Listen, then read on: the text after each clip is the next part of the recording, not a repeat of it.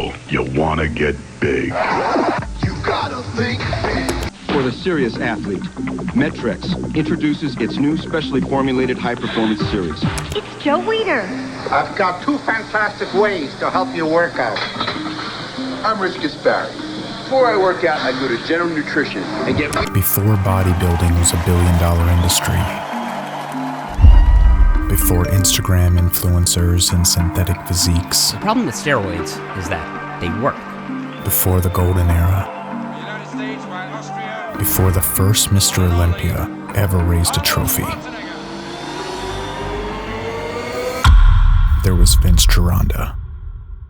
He was known as the Iron Guru.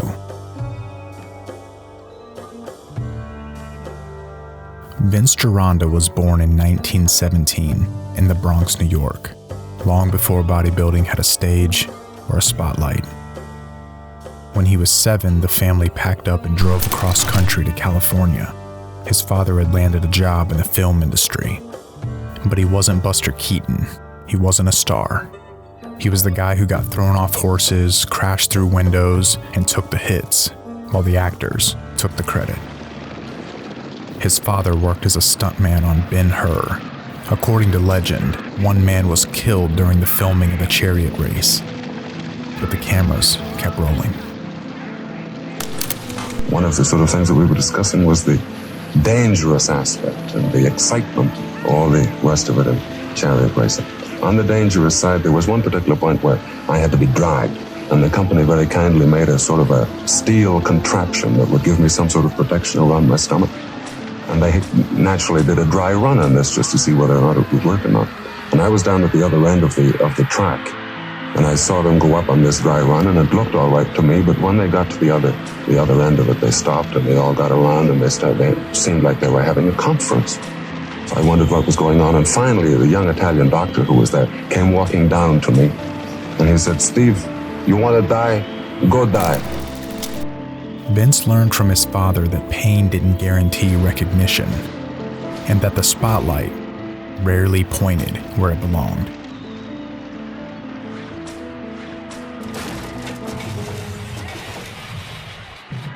You ought to see this because I think it's the most interesting experiment. Now, how did you say that last step went? Oh, yes. Vince grew up wanting to be a dancer. He trained throughout his teens and even landed small roles in a few films, but his father wasn't proud. To him, it wasn't what a man was supposed to do, so Vince walked away from it. He threw himself into sports, track, pole vault, cross country. He even broke a few regional records. Then came gymnastics, horseback riding, anything physical. Eventually, that path led him to stunt work, the same world his father had come from. It wasn't glamorous. No crowds, no credit, the kind of work that left you bruised and forgotten. And the bigger problem was, he wasn't cut out for it. He didn't have the muscle. And eventually, the phone just stopped ringing.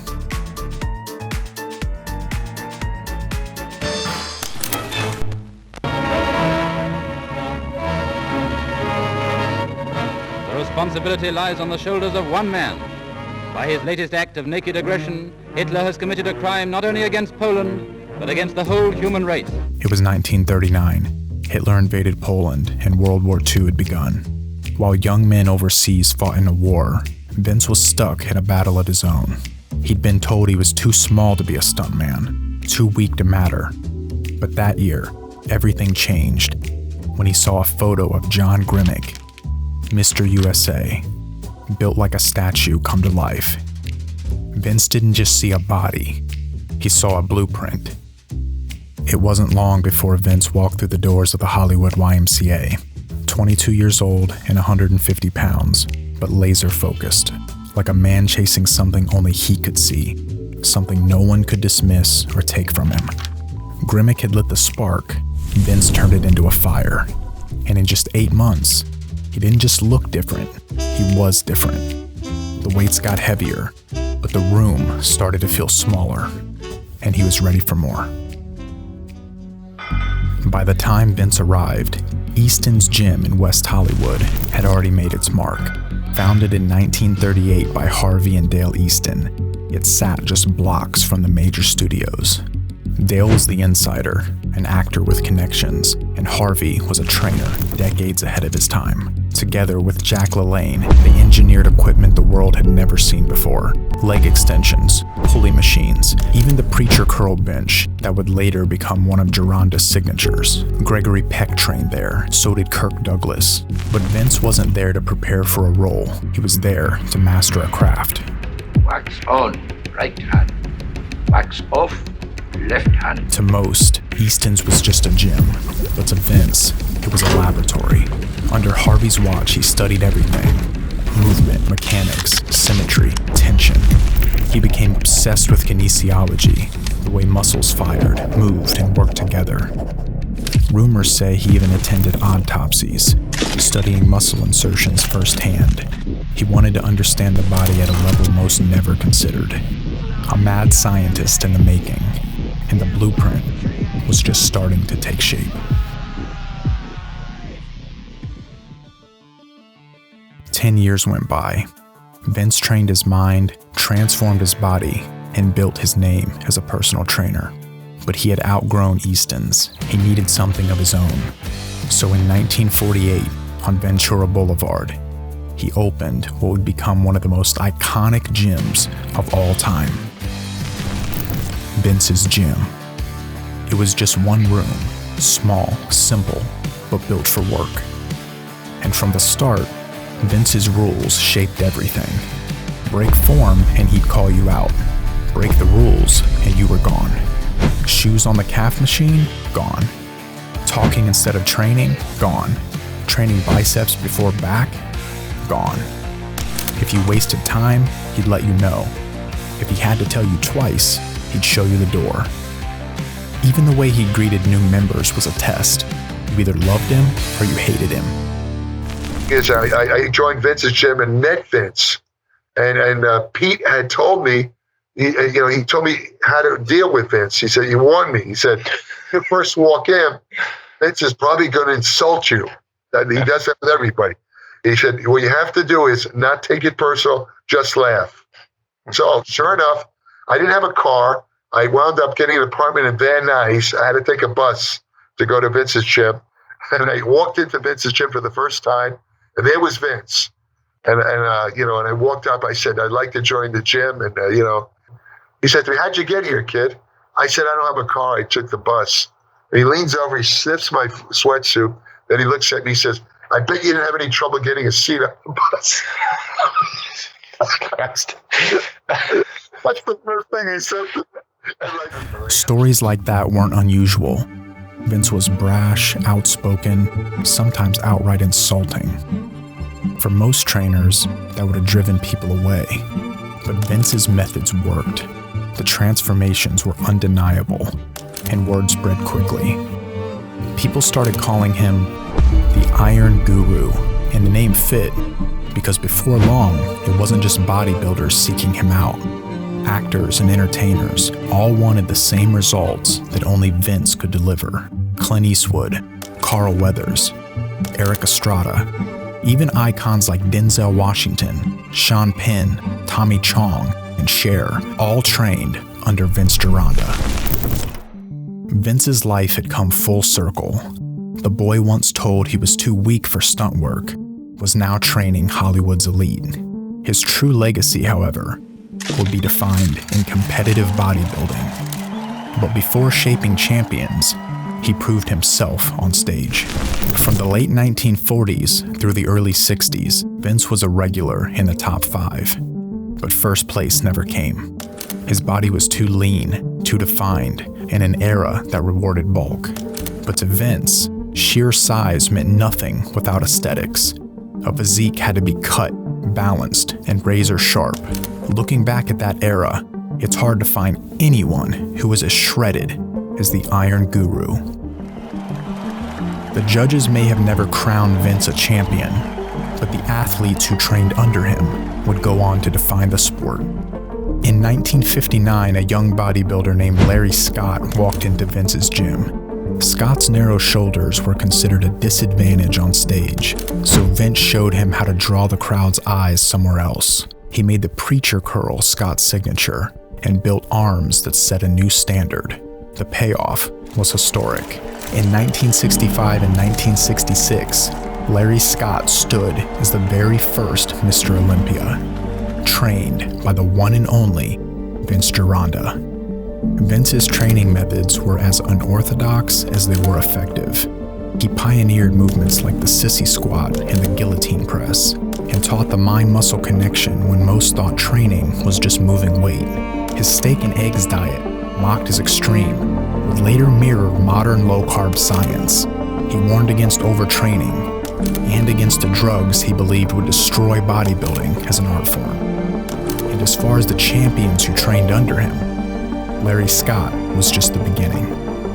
Don Howarth built the shoulders that earned him the nickname Duke of Delts. Frank Zane, the chemist, he honed his symmetry inside Vince's gym, proving that aesthetics could rival mass, and later carried that mastery to 3 Olympia titles. Muhammad Makawi showcased a level of conditioning that raised the bar for the entire sport.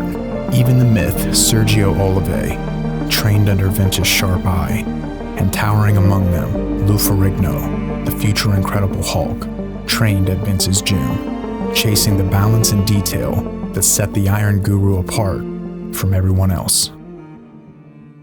And then came the day a young Austrian walked into Vince's gym, a meeting that would become legend. At 21, he arrived in America with raw mass, broken English, and limitless ambition. Arnold Schwarzenegger. Like so many athletes of that era, Joe Weider sent him straight to Vince. And as he had done with countless others, Vince greeted him in the only way he knew how. Anyway, I used to sit and talk to Vince after the workouts, and he said to me one day, he says, "Hey, Jerry, this guy Arnold Schwarzenegger is coming to." I said, "Oop." He said, some Europe. I said, wait a minute, Vince, you mean Arnold Schwarzenegger? He says, "Yeah, that's him." I said, "Vince, that guy's a sensation. He's already won like 2, I think he's won 2 Miss Universe contests." I said, "He's like 21 years old and he's gigantic. He's tremendous. He's coming to the gym." He says, "Yeah." So sure enough, Arnold shows up a couple of hours later, and he walks right up to Vince, and he says, "I am Arnold Schwarzenegger, Miss Universe." And so Vince looks at his face, goes slowly down his body, back up to his face, and he says, "You look like just a big fat to me." What made Vince's words so devastating was the loss that still haunted Arnold. Just days before, at the 1968 Mr. Universe, he had been beaten by Frank Zane, a man nearly 50 pounds lighter, but sharper in detail. It was the most crushing defeat of Arnold's young career, and it exposed exactly what Vince had called out. Arnold looked like he was about to cry. He was very upset. So I took Arnold aside. I said, "Listen, Arnold, I think you're a fantastic bodybuilder." I said, "I'm very impressed by you." I said, "You're tremendous." He said, "Thank you very much." I said, "But why did he say this about me?" I said, "Here's the way it works." And I told him what happened to me. I said, "Vince has this initiation thing where when you walk in the gym, he always insults you. Everybody. He did it to me, does it to everybody. Don't take it personal. This is Vince's way of getting under your skin. He wants to see how you react. It wasn't a personal thing. Just trust me." So I said, "Well, okay, but the problem was that Arnold, when Vince tried to work with Arnold continued to kind of do his own things. He didn't follow Vince's advice to the letter. If you don't listen to everything he says, he doesn't want to have anything to do with you." Vince was Arnold's first trainer in America, a fact history rarely remembers. For 9 months they trained together, until their strong personalities eventually pulled them apart. Still, Arnold carried many lessons from Vince, long after he left. There was a guy by the name of Vince Gironda. You maybe have heard of him since you're a fitness fanatic yourself. He had a gym over in the valley, Vince's gym. And I saw him doing an exercise, a triceps exercise. And I looked at him and said, "What are you doing there?" He says, "Oh, this is for the outside tricep that splits the one head from the other." And And I said, this looks like some kind of a Mickey Mouse exercise. Jesus Christ, and it doesn't look like some heavy lift of some sort. And he says, well, just try it. So I said to myself, well, the way I tried it in those days was I would do an exercise 40 sets of 20 reps. So I was lying there on the bench on my back, taking this dumbbell and going like this 20 times. Then take it over to this side, do the same thing over here, same to this arm, back and forth like this. The next day, this muscle here was just jumping all over the place. So I realized he was absolutely correct. I never ever thought of that. There's actually a specific muscle. We always know about sculpting your body, that you add more chest or more serratus muscles or some obliques or some biceps or some more triceps, but that you can actually dissect it to a specific part of the three muscles. That's why it's called triceps. The three muscles there. And one separates the bicep from the tricep and makes it appear, not that measurement-wise it's bigger, but makes it appear much larger. So I was doing that, and that exercise from that point on. And I said to myself, if I wouldn't have listened to him, I would have never learned that exercise. By the 1970s, the sport of bodybuilding had shifted. Gold's Gym in Venice became the new center of gravity. It was bigger, flashier, a gathering place for rising stars. And when Pumping Iron hit theaters in 1977, audiences locked on to Gold's Gym, and bodybuilding was thrust into mainstream culture.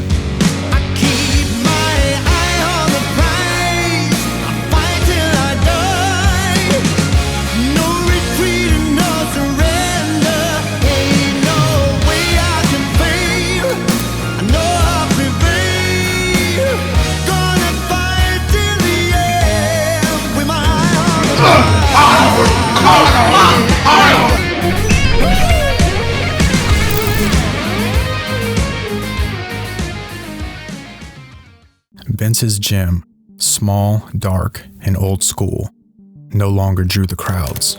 For decades, it had been the place where champions were built, but now it was only a reminder of where the sport had come from, not where it was going. Well, I'm just starting, in Vince's gym. In the valley? Yeah, sure. Do you know that place?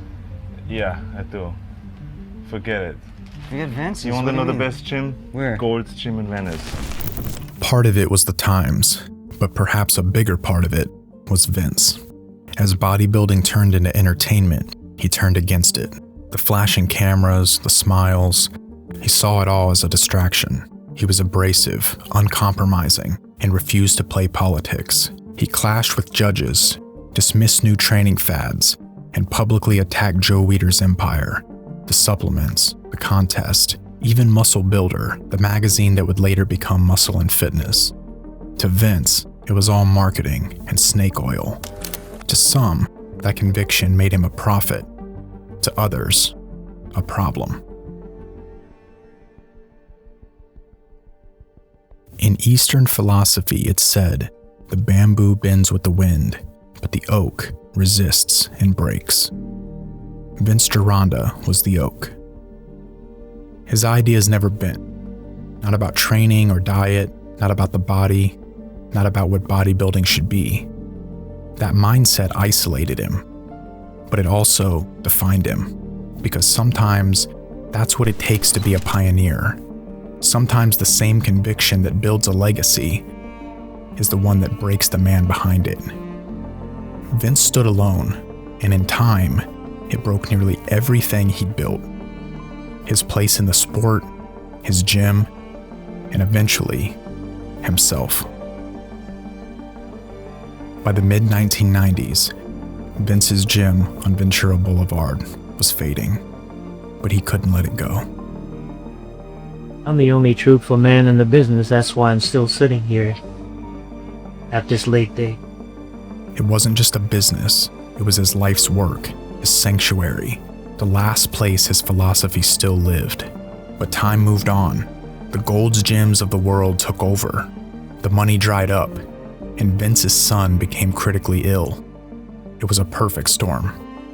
After nearly 40 years, the doors of Vince's gym finally closed. The walls that had shaped champions were quiet. and the air that once buzzed with energy and iron had fallen silent.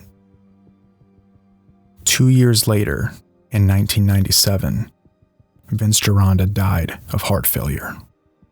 Many who knew him said he died of a broken heart because when he lost the gym, he lost everything. And in a way, his story ended much like his father's, the stuntman who took the hits, while the stars took the credit. Vince built the bodies, but the trophies went to others. He shaped the image of the sport, but the spotlight never found him. Today, most people don't know the Iron Guru. Even within the world he helped build, he's a ghost story, a whisper from another era, but his fingerprints are everywhere. Every time someone grips the bar on a preacher bench, every time a coach cues the mind-muscle connection, every time a lifter chases symmetry over size, that's Vince. Every time a young bodybuilder is lost too soon, Gironda's warnings echo, reminders of what he feared the sport would become. He wasn't always right. He wasn't perfect. He was flawed. In fact, he pissed a lot of people off. But he saw things others didn't.